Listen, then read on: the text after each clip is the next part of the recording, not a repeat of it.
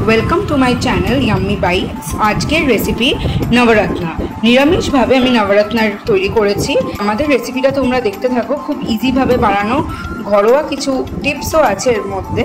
তো দেখতে থাকো আমাদের রেসিপিটা। नवरत्नाटार जन्य किछु सब्जी लागबे। देखो आमी निरामिष नवरत्ना बानाबो, तार जन्य एखाने किछु सब्जी यूज करेছি।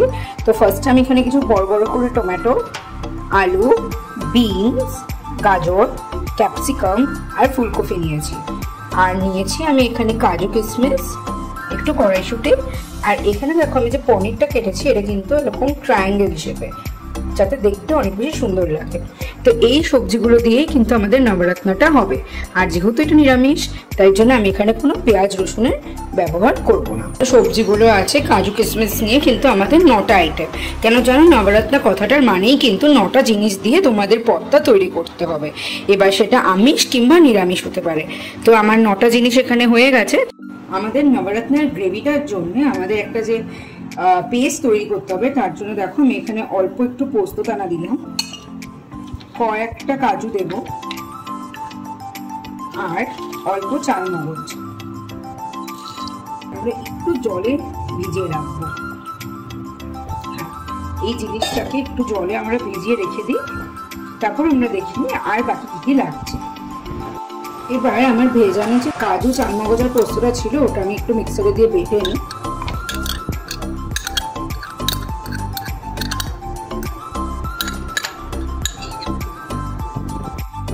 দেওয়ার পরে এর মধ্যে কিছু লঙ্কা আমি চিড়ে রেখে দিয়েছি, এটাকেও আমি একসাথে বেটে নেব। তো আমাদের এটা পুরো ভালো করে মিক্স করা হয়ে গেছে, ভালো করে পেস্ট তৈরি করে নিয়েছি। দেখো এবার আমরা রান্নার দিকে চলে যাই। চলো, ফার্স্টে আমি কড়াইটা বসিয়ে তেল দিয়ে দিচ্ছি। রিফাইন তেল ইউজ করব আমি এখানে।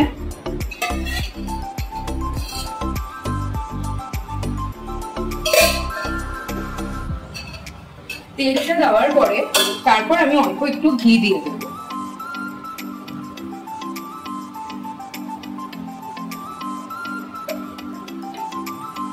তেল আর ঘিটাকে এখানে আমি ভালো করে আগে মিক্স করে নিলাম। হালকা তেলটা আর ঘিটাকে গরম হতে দেব। আগে তেল দেবে তারপরে ঘিটা দেবে, নইলে কিন্তু ঘিয়ের স্মেলটা উবে যাবে। তো হালকা দেখো এখানে গরম হয়ে এসছে। এরপরে আমি যে এখানে কাজু আর কিশমিশটা রেখেছিলাম সেটা দিয়ে দেব।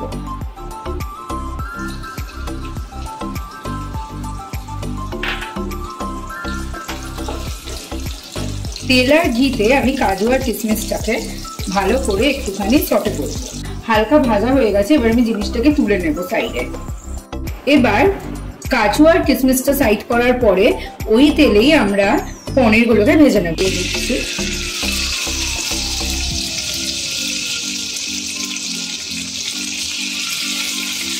পনিরগুলোকে কিন্তু খুব হালকা হাতে ভাজবে। তো আমার যতটা একবারে ফিট হয়েছে আমি ততটাই ভেজে নেব ফার্স্টে। তো আমি এইটার মধ্যে একটুখানি নুন অ্যাড করব, বাস, আর কিছু আমি দেব না। গ্যাসের ফ্লেমটাকে একদম কমিয়ে পনিরগুলোকে জাস্ট হালকা হাতে আমি উল্টে নেব। তো আমি দেখো এখানে একটা চামচ ইউজ করেছি যাতে আমার পনিরগুলো ইজিলি আমি উল্টাতে পারি। তুমি যদি খুন্তি অথবা ওরকম কিছু ইউজ করো তাতে কি হবে বলো তো, পনিরগুলো না খুব জলদি ভেঙে যাবে। দেখো এখানে আমার সব পনিরগুলো ভালো করে ভাজা হয়ে গেছে। আলতো হাতে ভাজবে যাতে দেখবে কোনো রকম পনির ভেঙে না যায়। এবার আমি কড়াইয়ের মধ্যে একটুখানি শুকনো লঙ্কা ফোড়ন দেবো। আচ্ছা, আমি গ্যাসটাকে একদম মিডিয়াম ফ্লেমে রেখেছি। একটু শুকনো লঙ্কা ফোড়ন দিলাম। এর মধ্যে এবার আমি একে একে কিছু গরম মশলা ফোড়ন দেবো। তার মধ্যে দেবো একটা দারচিনি। দারচিনিটা এরকম জাস্ট ব্রেক করে দুটো টুকরো, 3টে টুকরো করে দেবো। সাথে আমি দেবো 2টো এলাচ। এলাচ আর দারচিনিটা দেওয়ার পরে আমি একটা তেজপাতাও এখানে অ্যাড করব। এবার এই গোটা গরম মশলাগুলো আমি ভালো করে একটু ফ্রাই করে নেব। এবার আমি এখানে গোটা গরম মশলাগুলো হালকা ফ্রাই হয়ে এসছে। আমি একে একে কিছু সবজি দেব। ফার্স্টে আমি এখানে একটু গাজরটা আগে দেব। বিকজ গাজরটা দেখো আমাদের একটু বড় করে কাটা আছে, এটা ভাজা হতে একটু টাইম নেবে। তো আমি গাজর আর আলুটা আগে দিয়ে দেবো।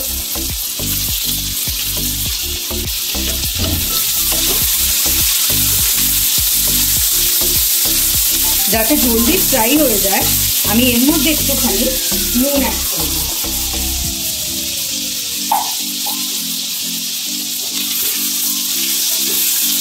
আমরা কিন্তু ওই একই তেল আর ঘি যেটা আমাদের পনির ভেজেছি আর কাজু কিশমিশ ভেজেছি ওর মধ্যেই কিন্তু সবজিগুলো দিয়ে অ্যাড করবো। সেটা হালকা ভাজা হতে থাকুক। তো আমাদের দেখো এখানে গাজর আর আলুগুলো ভালো করে ভাজা হয়ে গেছে। হালকা ভেজে নিয়ে আমি এর মধ্যে আমার বাকি সবজি কিছু সেগুলো দেবো। তো ফার্স্টে আমি বিনসটা অ্যাড করলাম। আচ্ছা, আমি এখানে কিন্তু আলুটা আর ফুলকপিটাকে অলরেডি ভাপ দিয়ে নিয়েছি। আমি এবার ফুলকপিটাও অ্যাড করব। আলতো হাতে নাড়বে যাতে কোনো সবজি কিংবা মেনলি ফুলকপিটা ভেঙে যাতে না হয়। এরপরে আমি একে একে এখানে কিউব করে রাখা ক্যাপসিকাম আর টমেটোটাও দিয়ে দিলাম, আর কড়াইশুঁটিটাও দিয়ে দিচ্ছি।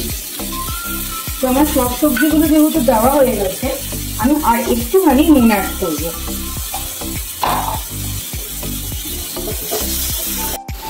দেখো আমার সবজিগুলো অনেকটাই ভাজা হয়ে এসছে।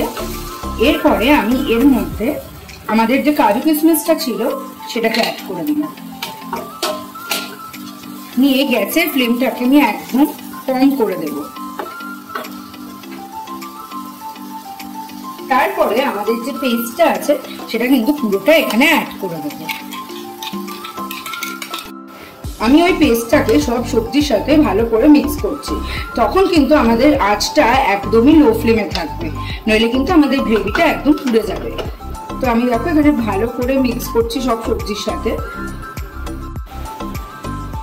এরপরে দেখো সবজিগুলোর সাথে যখন আমার মিক্সচারটা ভালো মতন মিক্স হয়ে যাবে, হালকা যখন আমি কড়াইতে ওটাকে টেলে নেব, একটা সুন্দর স্মেল বেরোনো শুরু করে দেবে। এবার তুমি কি করবে, আর একবার জিনিসটাকে নাড়াচাড়া করে গ্যাসের মাঝখানটায় অল্প করে এরকম ভাবে ফাঁকা করবে। দিয়ে আমাদের যে জলটা ছিল, বাটি ধোয়া জলটা আমি কিন্তু এই ফাঁকা জায়গাটাতে দিলাম। তাতে কি হবে, আমাদের মাঝখানে কিন্তু জলটা আগে ফুটে যাবে, জলের যে র স্মেলটাও কিন্তু চলে যাবে, কাঁচা ভাবটাও লাগবে না। এবার দেখো জলের মাঝখানে তুমি বুঝতে পারবে যে জলের র ভাবটা চলে যাচ্ছে, যার কারণে কিন্তু ওপরে একটা দেখো এরকম একটা তেল ভাসছে। এই তেলটা কিন্তু তুমি যে তেলটা ব্যবহার করেছো সেটা, প্লাস তুমি যে এখানে পনির ভেজেছো তার নিজস্ব কিছু তেল কিন্তু এর মধ্যে অ্যাড হয়েছে। এবার আমি কি করব, যখন দেখবো এরকম তেল ছেড়ে দিচ্ছে জলটা দিয়ে, পুরো সবজিগুলোকে কিন্তু আমি এই জলের সাথে মিক্স করে নেব। জাস্ট সামান্য এখানে একটু জল অ্যাড করব। তো আমি দেখো এখানে পুরো জলটা অ্যাড করলাম যতটা আমার দরকার। তোমরা যদি এটাকে একটু গ্রেভি রাখতে চাও একটু বেশি জল অ্যাড করো। আমি আপাতত একটু বেশি জল অ্যাড করেছি যাতে কিনা আমার সব সবজিগুলো এখানে সেদ্ধ হয়। যখন আমি জলটা অ্যাড করব, সবজি সিদ্ধ হতে হতে এর মধ্যে আমি কিন্তু আমার পনিরগুলোকে দিয়ে দেব।